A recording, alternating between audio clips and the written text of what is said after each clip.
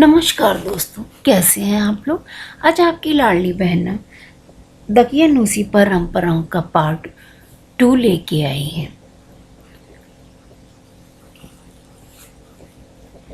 तुम लोग बॉम्बे चले जाओगे, हमें आदेश देते हो। अपनी सास की आंखों में चिंता और बेबसी के भाव मैंने शायद पहली बार देखे होंगे।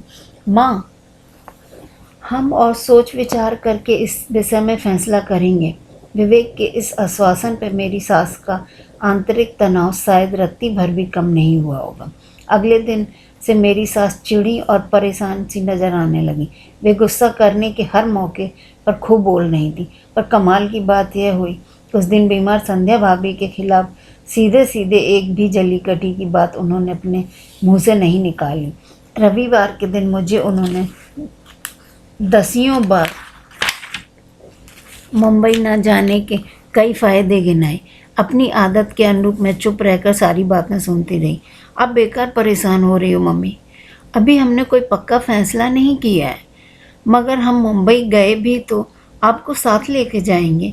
मेरे इस प्रस्ताव का उन्होंने फ़ौरन विरोध करते हुए मुंबई कभी न जाने का निर्णय सबको नाराज़ लहजे में सुना दिया। उस शाम को बड़े भैया ने किराए का मकान लेने व अगले महीने की 1 तारीख को उसमें शिफ्ट करने का अपना फैसला बताकर मेरी सास को एक ज़बरदस्त झटका दिया। तुम दोनों भाइयों को क्या बिल्कुल शर्म नहीं आ रही है? इस घर से दूर जाने की बात कहते हुए सासू माँ फट पड़ी। हम बुढ़े बुढ़िया को यहाँ अकेले सड़ने के लिए छोड़ोगे क्या तुम दोनों? मुझे बेकार के ड्रामे मत दिखाओ। माँ, विनोद भैया ने उन्हें उल्टा डांट दिया। तुम तो मुझे घर से निकल जाने की धमकी बरसों से देती आ रही हो। अगर अकेले रहने से डर लगता है तो अपने छोटे बेटे व प्यारी बहू को मुंबई ना जाने को राजी कर लो। मैं रोज़ रोज़ अपमानित होने को इस घर में नहीं रुकूंगा। अपना फैसला सुनाकर बड़े भैया ड्राइंग रूम से बाहर चले गए। माँ, हम मुंबई रितु का कैरियर बेहतर बनाने के लिए जा रहे हैं और भैया नाराज़ होकर घर छोड़ रहे हैं। हम शायद ना रुकें, पर भैया भाभी को रोका जा सकता है। यह काम सिर्फ तुम ही कर सकती हो। अपने व्यवहार में चेंज लाने का उन दोनों का भरोसा दिलाकर बाद में अपनी माँ को अकेले में सलाह देकर विवेक भी अपने कमरे में आ गए। उस रात के बाद सासू माँ ने खूब रोना धोना शुरू कर दिया। संध्या भाभी के साथ उन्होंने सारी तकरार बंद कर दी थी, पर उनके दोनों बेटों को बड़ी कड़वी तीखी बातों को सुनने को मिली। ससुर जी से उनकी खूब झड़प होती। बड़े बेटे बहू के घर छोड़े जाने के लिए ससुर जी उन्हें खुलकर जिम्मेदार ठहरा रहे थे। वे अपनी गलती न मानकर बेटों को खुदगर्ज बताती और दोनों के बीच कुछ घंटों के अंतराल पर नया झगड़ा शुरू हो जाता।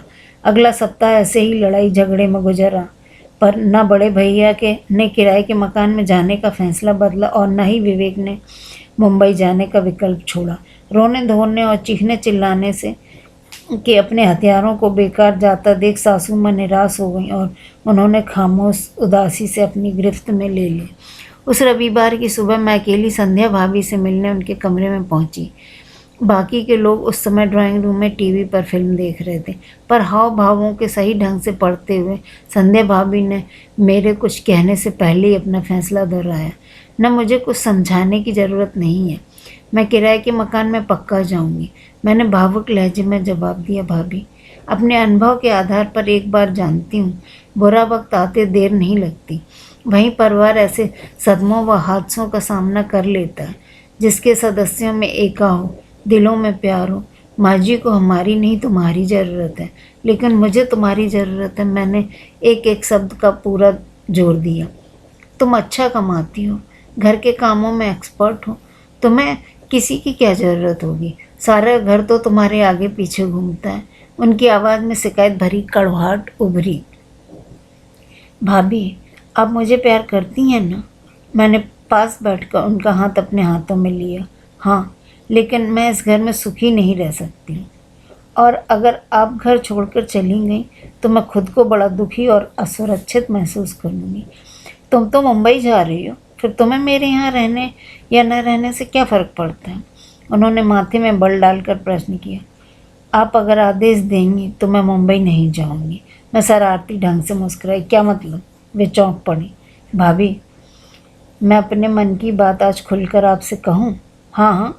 उनकी आंखों में उत्सुकता के भाव पैदा हुए। भाभी, इस घर की नई पीढ़ी के उज्जवल भविष्य के लिए हम दोनों को बड़े प्रेम व समझदारी भरी आचरण करना होगा और लोग हम दोनों के बीच तुलना करते रहेंगे, पर हम दोनों के मन में खटास पैदा करने वाली इन बातों पर बिल्कुल ध्यान नहीं देना है। देखिए, मेरी पगार इस घर की आर्थिक नींव मजबूत करती है। मेरे पास समय का अभाव है। जैसे आपने रोहित और आंचल को अपनी पढ़ाई में होशियार बनाया है, कल को वैसे ही मेरे बच्चों को होशियार बनाना आपकी जिम्मेदारी होगी। आप स्वस्थ नहीं रहती हैं तो मैं आपका काम खुशी खुशी करूँगी।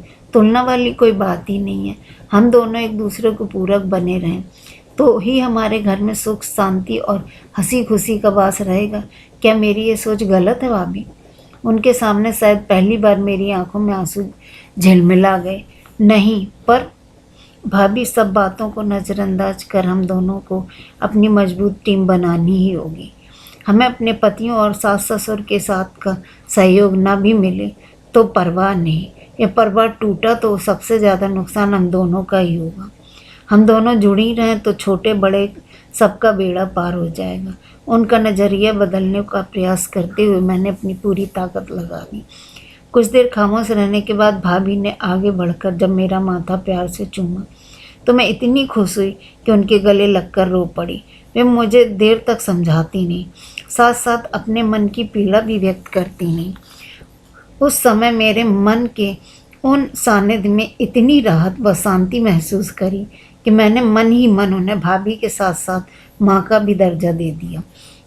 आजकल हमारे घर में कुछ भी नहीं बदलते हुए सब कुछ बदल गया। हमारी सास शोर करती रहती हैं पहले की तरह, लेकिन अब भाभी की आंखों में शिकायत या नाराज़गी के भाव नहीं होते। सासू माँ के सामने हम गंभीर नज़र आती हैं, पर उनके मुड़ते ही एक दूसरे की आंखों में देखकर हमारा मुस्कुराना मन का सारा तनाव दूर कर देता है। मैंने अपनी बेटी आंचल के लिए हर महीने 1000 रुपये जोड़ने शुरू कर दिए हैं। इस बात का भाभी और विवेक भैया के अलावा किसी को पता नहीं था। वे आए दिन मुझे समझाती, ऋतु अब जल्दी से एक बेटा या बेटी पैदा कर के मेरे हवाले कर दे। बेटा होगा तो उसे इंजीनियर और बेटी होगी तो डॉक्टर बनाने की मेहनत शुरू करने को मैं बेताब हुई जा रही हूँ। उनकी बेताबी देखकर कभी मैं हंसती हूँ तो कभी शर्मा जाती हूँ। अब मन बड़ा हल्का व प्रसन्न महसूस करता है। अपने इस संयुक्त परिवार की सुरक्षा, सुख, शांति और खुशियों की मजबूत नींव के प्रति मैं पूरी तरह से आश्वस्त हूँ। दोस्तों, आप लोगों को यह कहानी कैसी लगी?